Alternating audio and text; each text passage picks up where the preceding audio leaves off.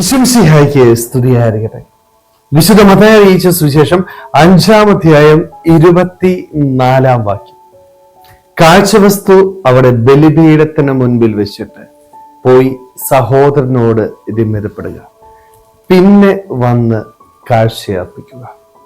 ജീവിതത്തില് ഏറ്റവും പ്രധാനപ്പെട്ട ഒരു കാര്യം നേടിയെടുക്കാനായിട്ട് വചനത്തിലൂടെ ഈശോ ഓർമ്മിപ്പിക്കുകയാണ്. എല്ലാവരെയും സ്നേഹിക്കാനായിട്ട് സാധിക്കണം. ആരോടെങ്കിലും വിദ്വേഷം ഉണ്ടെങ്കിൽ ആ വിദ്വേഷം മാറ്റിയതിന് ശേഷമാണ് നിന്റെ ജീവിതത്തിൽ നീ പ്രാർത്ഥിക്കേണ്ടത്, നീ ബലിയർപ്പിക്കുക. എന്നാൽ മാത്രമേ നിന്റെ പ്രാർത്ഥനയും നിന്റെ ബലിയർപ്പണവും ദൈവത്തിന്റെ മുൻപിൽ സ്വീകരിക്കപ്പെടുകയുള്ളൂ. അതുകൊണ്ട് ആ വചനത്തില് ഈശോ കൃത്യമായിട്ട് നമ്മളെ ഓർമ്മിപ്പിക്കുക. ആർക്കേലും നിന്നോട് വിരോധമുണ്ടെങ്കിൽ പോലും നീ എന്താ ചെയ്യേണ്ടത്? നീ ബലിവസ്തു അവിടെ വെക്കണം, പോയി രമ്യതപ്പെടുക, പിന്നെ വന്ന് ബലിയർപ്പിക്കുക. സ്നേഹമുള്ളവരെ, നമ്മുടെയൊക്കെ ജീവിതത്തില് പലപ്പോഴും വളരെ പ്രയാസമല്ലേ എന്നോട് ശത്രുതയുള്ളവരോട് മിണ്ടാനായിട്ട്, കോപിച്ചിരിക്കുന്നവരോട് സ്നേഹത്തോടെ വർത്തമാനം പറയാനായിട്ട് പലപ്പോഴും നമുക്ക് സാധിക്കുന്നില്ല. അവരെ കാണുമ്പോൾ മുഖം തിരിച്ച് കടന്നു പോകുന്ന വ്യക്തികളായിട്ട് നമ്മൾ മാറുക. അങ്ങനെയുള്ള നമ്മോടാണ് ഈശോ പറയുന്നത്, നീ നിന്റെ ജീവിതത്തില് എല്ലാവരെയും സ്നേഹിക്കണം. ഒന്നിരുന്ന് ചിന്തിച്ച് നമ്മുടെയൊക്കെ ജീവിതത്തില് എത്രയോ പേരെ നമ്മൾ മാറ്റിവെച്ചിട്ടുണ്ടല്ലേ. നമുക്ക് ശത്രുതയുള്ളവരുണ്ട്.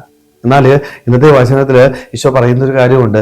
നമുക്ക് ശത്രുതയുള്ളവരോട് മാത്രമല്ല, നമ്മോട് ശത്രുതയുള്ളവരോട് പോലും സ്നേഹത്തോടെ സന്തോഷത്തോടെ പെരുമാറാനായിട്ട് നമുക്ക് സാധിക്കുമ്പോഴാണ് നമ്മുടെ പ്രാർത്ഥന ദൈവത്തിന്റെ മുൻപില് സ്വീകരിക്കപ്പെടുക. ഈശോ പോലും ചെയ്തത് അതല്ലേ, തന്നെ ക്രൂശിച്ചവർക്ക് വേണ്ടി പോലും പ്രാർത്ഥിക്കുന്നു.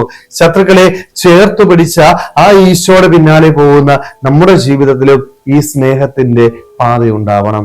ആരോടെങ്കിലും വിദ്വേഷമുണ്ടെങ്കിൽ ഞാൻ എത്ര പ്രാർത്ഥിച്ചാലും, എത്ര ദൈവത്തിന്റെ സന്നിധിയിലായിരുന്നാലും ദൈവം ഒരിക്കലും എന്റെ പ്രാർത്ഥന കേൾക്കുകയില്ല എന്ന് നമുക്ക് തിരിച്ചറിയാം. അതുകൊണ്ട് നമ്മുടെ മനസ്സിലുള്ള വിദ്വേഷമൊക്കെ പൂർണ്ണമായിട്ട് കഴിയിക്കളെ. എല്ലാവരെയും സ്നേഹിക്കാം, ആരെയും മാറ്റി നിർത്താതിരിക്കാം.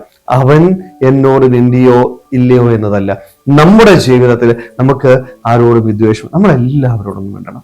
ഒന്ന് ചിരിച്ചു കാണിക്കാനായിട്ട്, അവരുടെ സ്നേഹത്തില് പങ്കുചേരാനായിട്ട്, അവരെ പ്രോത്സാഹിപ്പിക്കാനായിട്ട് നമുക്ക് സാധിക്കുമ്പോൾ നമ്മുടെ ജീവിതത്തിൽ നമുക്കും സന്തോഷം ഉണ്ടാവും.